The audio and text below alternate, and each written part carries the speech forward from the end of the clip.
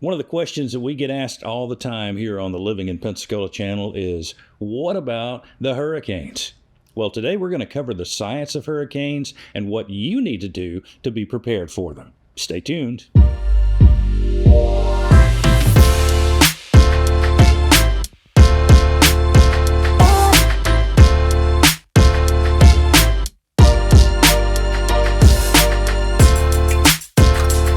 We have a very special guest with us today. Now, this gentleman is a certified broadcast meteorologist, an Emmy Award winner, and former broadcaster of the year.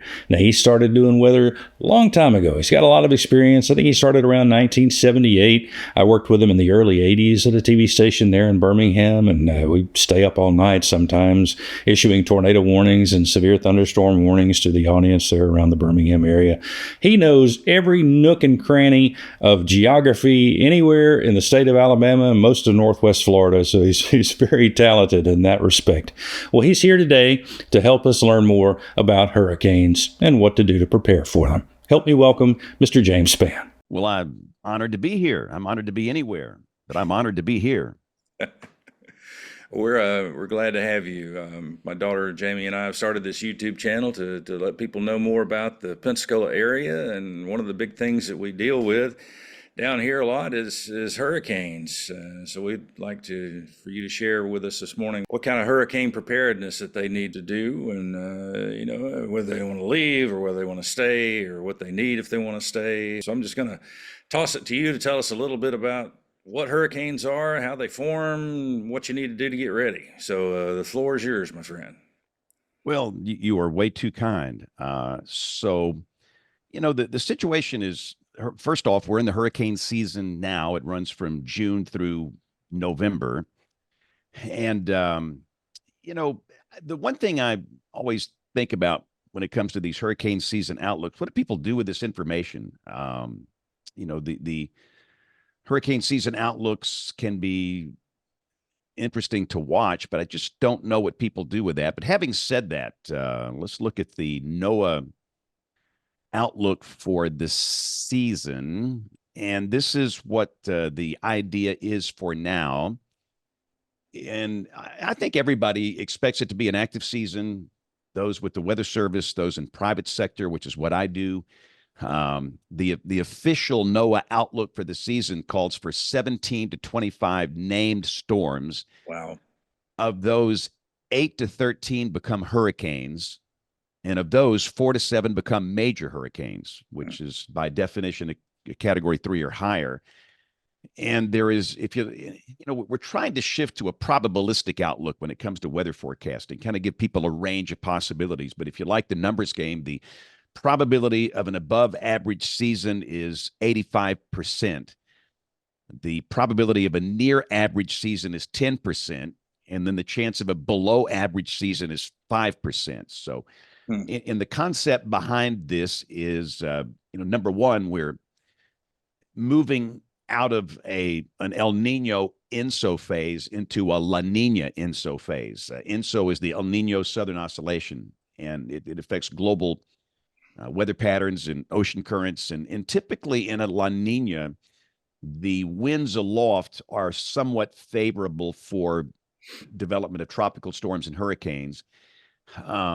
The other thing that's we're watching, it's the anomalously warm sea surface temperatures, the SSTs. Mm-hmm. And across most of the Atlantic basin, they're fairly warmer than average. And so if you look at even at the Gulf, we really haven't had a big Gulf system recently, and there's a lot of latent heat energy, and we've got water temperatures already in the low and mid 80s. In fact, some upper 80s down in South Florida. Mm-hmm. And so with these, historically and with the current situation, it would seem like it's going to be an above average season. The one positive I can say is that we do notice a lot of African dust across the deep Atlantic, which is dry air coming off the African continent, and that can reduce the chance of hurricane formation. Now, it's not going to stay there in the same place all season, obviously, but because there's a lot of that out there. That's where hurricanes form, then, right off the African coast to come this way. We call that the MDR, the main development region, and most of the big ones, those long-lasting hurricanes that often can be the real problems here, That's where they are born. And so at the moment out there in the MDR, it's dusty. But traditionally, those things don't really get cranked up until August and September. And those are the biggest months. If you look at climatology, August and September. So that's the basic idea, is the fact that this should be a fairly active season. And I Mm, will say, as we do this show here, it's quiet. It's very quiet good. as the season begins. We've had no preseason mischief. But I just want to, caution people as we get into this. Several little quick points. How long do we have, Phil? What is this? 2 minutes? 3 minutes? We can go as long as you like. No, don't tell me that. I'm like a Baptist preacher. I'll get all wound up here. I was thinking, I'll 15 minutes, but Yeah, no, that in this day and age, people, with attention spans, I've learned that they don't like anything more than 2 or 3 minutes. But real quick, let me just one word of caution. A lot of people have weather anxiety, and for people that have lived on the Gulf Coast for a long time, um, they've been through Sally, a few years ago. Maybe they've been through Ivan in Ivan, '04. yes. Maybe they've been through Frederick in '79. Maybe they've been through Camille in '69. Mm, Uh, you go back to all these, hurricanes, and people have anxiety. And the problem we have today, a lot of people, consume a lot of the weather entertainers over on YouTube and TikTok. And this is basically what they're seeing. And I, I, I would advise people to stay away from this stuff. And not all of these people are irresponsible. Some provide good quality information, but some are horrible. mm, And they use fear porn, nothing but fear porn to scare you. And they use that fear to bring in followers, engagement, views, which in turn is how they monetize their YouTube channel or TikTok account. mhm. And just stay away from this stuff. It's some of this stuff. It's in fact, they ask people to give them money. That's the most bizarre. I would love to see a social science study on why people follow the fear porn, and they actually give these people money. It's like a crooked TV preacher, something from the '80s. I don't understand that. So as we go through the season, just a reminder to try and stick with credible sources. Mhm. National Hurricane Center, Weather Service in Mobile, Pensacola, a local meteorologist you can trust, because you don't need to be afraid of the season. But having said that, I go back to what I said originally, Phil. What do you do with that outlook above average? Listen, all it takes is one.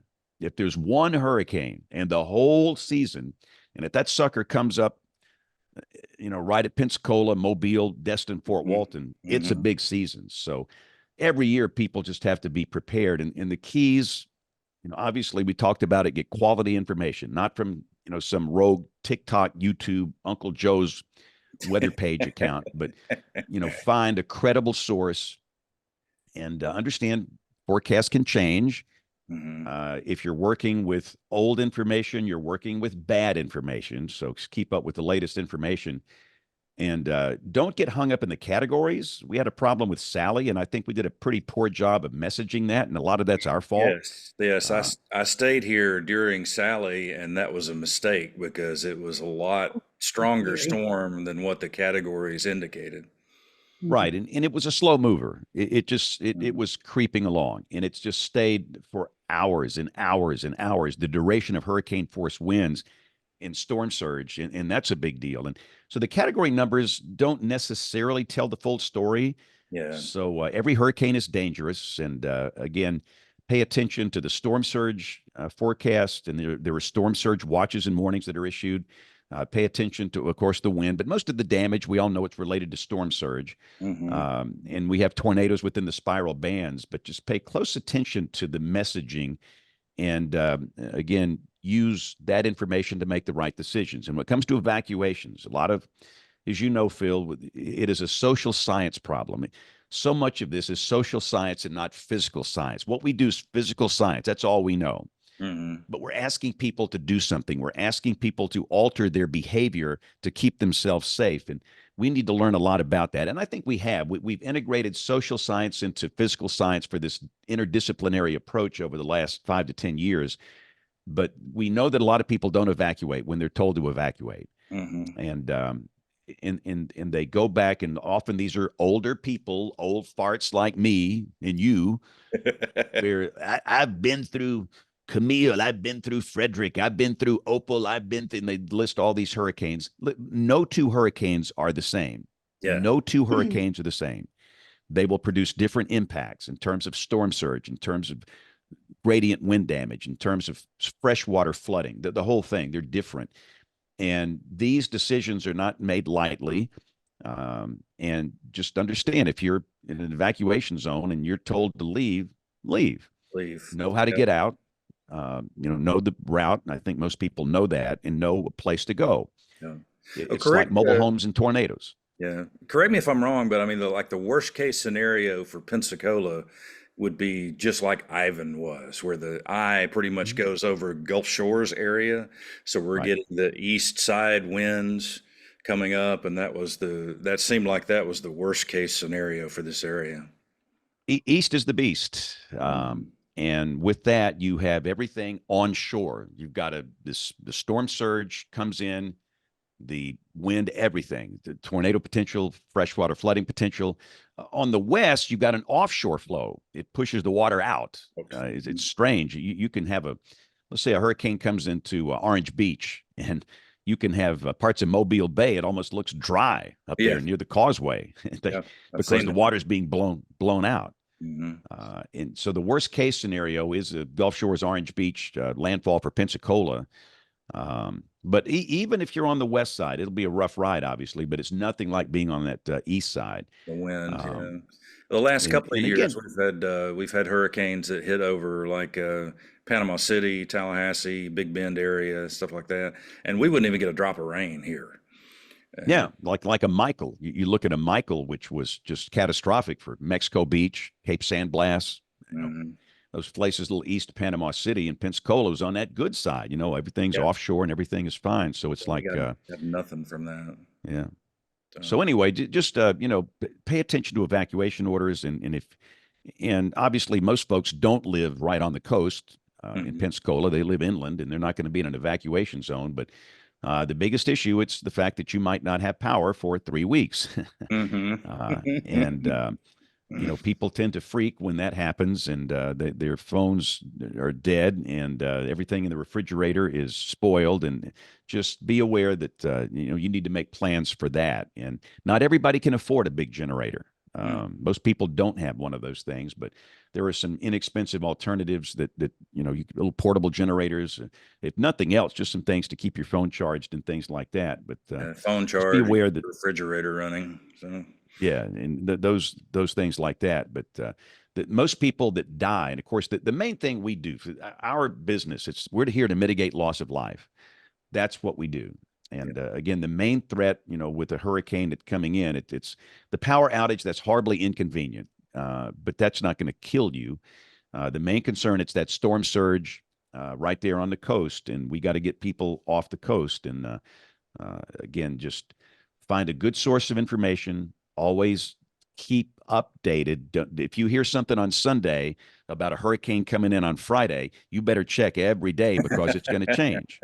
And our weakest skill, it's intensity forecasting. Over the years, we study verification stats, and the location forecasting is not that bad, but we're not that good at intensity forecasting. And so understand what's going to be forecast to be a Category 1 hurricane 5 days out might wind up being a Category 4 or Category 5. And so just, again, like I said before, if you're working with old information, you're working with bad information. Yeah. Jamie, did you have a question? Sorry, I talked too long. I'm a horrible guest, Jamie. I'm sorry. You're awesome. No, this was great. I think our viewers are going to really appreciate this information. I did have a couple questions, but I just wanted to address you kind of covering how to mentally prepare for the season, because I think that is very important, following credible sources, because it can be kind of stressful. And when things go differently, Sally was really scary. That was like 12 straight hours of hurricane force winds. And I'll never forget sitting in the hallway, just waiting for it to be over. And thankfully we didn't have any damage here. But I wanted to ask, and you might have already addressed some of these, but what are some of the most common misconceptions about preparing for hurricanes and preparing for hurricane season? The biggest problem I think we see is that people immediately they come up with analogs in their head when they first see that forecast. The Hurricane Center forecast is it's expected to be a Category 1 at the time of landfall, or a Category 3. They go back to these previous hurricanes that they've experienced. And the key thing to remember is not every hurricane is the same. Not every Category 3 is the same. For some, it's more of a wind problem, not a storm surge problem. For some, it's more of a storm surge issue. And you just can't make those comparisons, because what they do, they take their experience from a Sally, from a Camille, from an Opal in 95, and they take action based on what happened with those hurricanes. And they say, oh, it wasn't that bad here. We're not going to leave. We're not going to do anything. And just understand that every hurricane is different. The radius of the hurricane force winds is different. Everything is different. So just be really careful when it comes to analogs. And the other thing, too, is to be careful with that cone. We have learned through social science studies that the cone might not be the best way to communicate hurricane risk.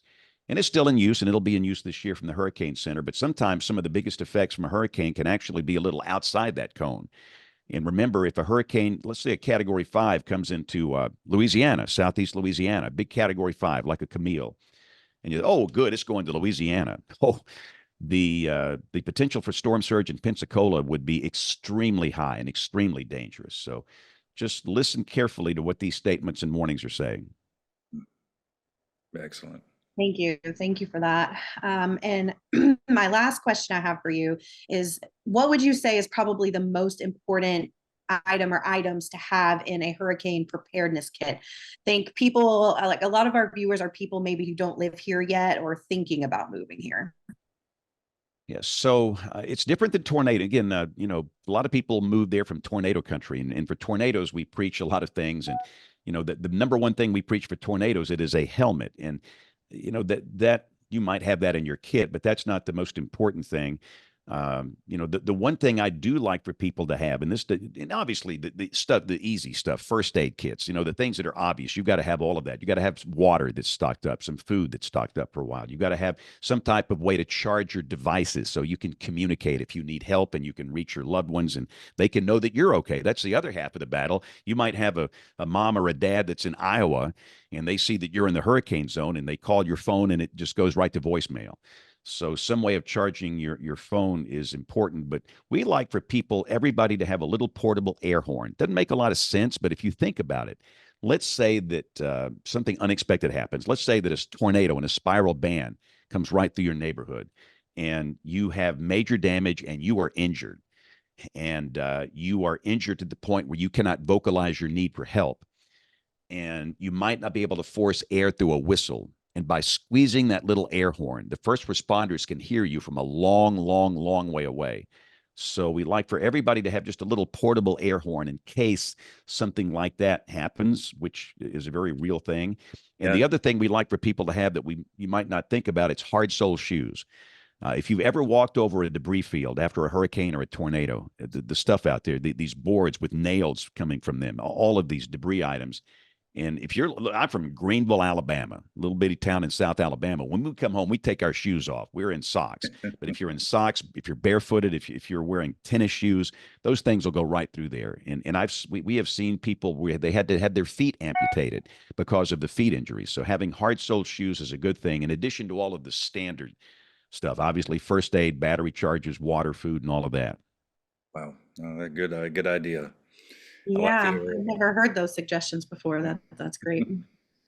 My dad helped clean up after the Ewan tornado, April 3rd, 1974, which I know you remember very well. And he came back and just told horror stories of things that happened, things that he saw, and couldn't get him to talk about it a lot. Yeah. Yeah, that deal changed my life. I was a high school senior, and they gave me 3 days off to go volunteer with my ham radio gear. That's my hobby, is ham radio. I know. And we could communicate during that. But the one final thing I'll say, guys, is that please don't be afraid. I see so many people that are scared to death, and they hear this doomsday stuff, and fear porn does bring in likes and clicks and engagement. And some of the stuff is just horrible. Your YouTubers and TikTokers, and and it crawls up in people's mind, and they really seriously develop a phobia, which is a real mental health issue. And I can't say enough to stay away from that. And there's absolutely no reason to be afraid. And if you hear anything I say today, even during an above average season, which this should be, the odds of any one specific point being affected by a major hurricane, it's very low across the coastline of the United States. You think about the miles and miles of Atlantic coast and Gulf Coast in this country, even during an active season. But every year we just have to be ready. It's just part of living on the Gulf Coast. That's what part of it is all about. You can't run your life based on fear, but you just simply got to be prepared. Find a credible source, have the stuff we talked about, and we'll be fine. Before you know it, it'll be November, the season will be over, and we'll be wrapping Christmas presents. Well, share with us how that people can communicate with, well, not necessarily communicate with you, but watch your forecasts, your warnings, and predictions, and that sort of thing. What's the best way to keep up with you? Oh, most people watch my stuff on either YouTube or Facebook. On Facebook, the blue check. There's a lot of fake James Spann pages, but the one with the blue check with the color photograph of me doing this, that's the Facebook page. If you look at the follower count, you can tell real quick if it's a fake. If it's 62 followers, the main blue check page I use to create the weather content has 1.1 million followers. So that's the big one. The YouTube channel, it's same. It's James Spann with a blue check. And on the Twitter X, I'm just Spann, my last name, Spann. And over on Instagram and the talk, it's Spann WX. And I push it out on all these platforms, but most people consume the content on Facebook or YouTube. And I promise we'll do it in a credible way. And then understand we can be wrong. And any meteorologist can be wrong. We can make mistakes. But again, I'm a straight shooter. So you come find me. I'll be a straight shooter with you guys. It's a science, but it's not an exact science. Yeah, and again, it's there's a lot to learn. I tell these kids who want to do this, hey, I promise by the time you get to college, there's going to be a lot to learn.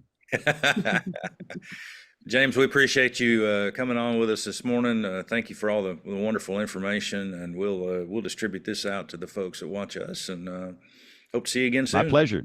It's an honor, Phil. Y'all have a great day. Thank you. And so if you're thinking about moving to the Northwest Florida area, anywhere from Destin to the state line, we'd love to talk to you about it. Or if you have any questions about anything we talked about on the video today, and pick up the phone. Give us a call or a text, shoot us an email. Or my favorite thing is hop on a Zoom call so I can see your face. So thanks for watching. We'll see you on the next video.